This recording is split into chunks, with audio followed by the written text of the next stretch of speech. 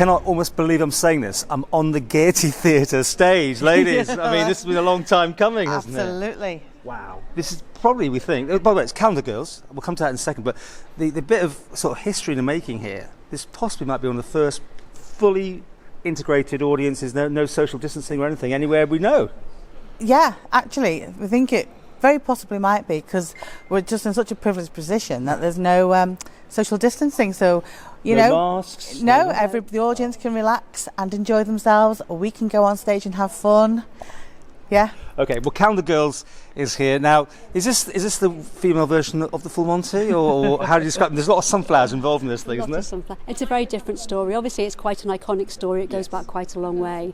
It's a beautiful story about an everyday occurrence of somebody getting quite seriously ill, part of a community trying to help. It's about a transition in relationships. It's about a lot of disclosure of stuff as a story goes along. About people wanting to do something in adversity, which we talked about, didn't we, at the beginning of it, in terms of the COVID situation. People just want to do something to help, and obviously the calendar was pivotal at that time. It was the first time it had ever been done. So it's not like the Full Monty. It's similar but not. Okay. This is being put on by you as a sort of combined group. It is. Yes. We just basically Steph rang me up and said, "I've got the rights, and how do you fancy getting involved?" And planning to do it. This is at the end of June. We're planning to do it hopefully at the end of August, and I said absolutely, count me in. Oh, so fast track. Well, what happened was obviously the theatres opened and nothing was planned, and Mina Divilment-Mood wrote a speculative email to the head of licensing in the UK, because I've tried before to get Calendar Girls to try and do it for charity, and it's been completely withdrawn across the whole of Europe.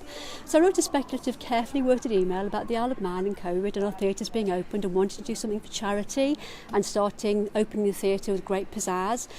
Didn't think I'd get a response. Opened my emails on the way back, and there was, oh yes, it's withdrawn across the whole of Europe. However, at which point I went, what do I do now? Because obviously, being the Legion players, we're quite a tiny society. And so Ben Heath and I thought, oh gosh, what are we going to do? I thought, I know who to ask. Sonia, do you think we can make it happen? She goes, absolutely, yes, definitely. I can. I know that one. I can call in all of these favours. And you know what? This has been the most amazing collaborative teamwork. Yes, it has. From people backstage to discounting bits of kit for us. Yeah. Everybody fast learning lines, literally 8 weeks. And you're doing this for charities, about 5 or so, isn't it? 5 charities, yeah. So there's Hospice Isle of Man. Yeah. Here you go, now you've got to remember all now.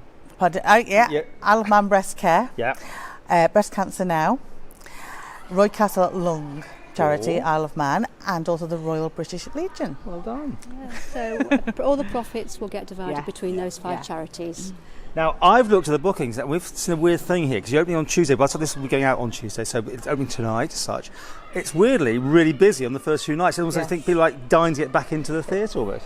Yeah, hopefully. It seems that way, and and as with anything on the Isle of Man, hopefully word of mouth, spread the word. Hopefully, and the weather forecast is slightly iffy as well, so that might go. I know parking's really bad in the promenade, but there are car parks around, and obviously, we're aware that people might walk in, so we're prepared. The curtain might have to be held and stuff, so a lot of flexibility. And as far as the show goes, I mean, it's a 16+ thing, but it's all good stuff. It's WI, isn't it? I mean, that's the basis. WI, of it. yes. Jerusalem and Jerusalem and tea cakes. Jam, yeah.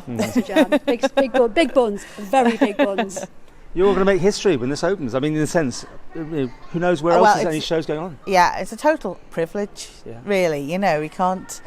There's nothing you can take for granted anyway. But to be able to be in a position to be able to do this, and just to have fun is priceless. When you can actually have fun on the stage, the audience have fun, have that shared experience, and we're just really lucky to be doing it. Okay, well, the Villa Gaiety box office, the website is where you want to get your tickets. Some sunflowers there. Do you hold those in particular places? Do you want to have a little demonstration what you do with those sunflowers? Oh well, that was sharing too much. But we have made a calendar. So we decided again. This was Sonia who's done an amazing thing. We decided to do a calendar programme. So it's recommended donation £5, and you get 16 months. 16-month calendar, yeah. So with lots of pictures. So you can get it, come to the show. That's clever. Get a calendar, and you can pin it up for the 1st of September. Okay. Yeah. Well, Tuesday through to Saturday, I know there's a matinee which is going to be subtitled as captions. Yeah, that's the word. Yeah. So if you want to do that or whatever, and have a fantastic run. Really, Thank you. very Thank you ever exciting. so much, and thank you for coming down. Absolutely. Thanks, Paul.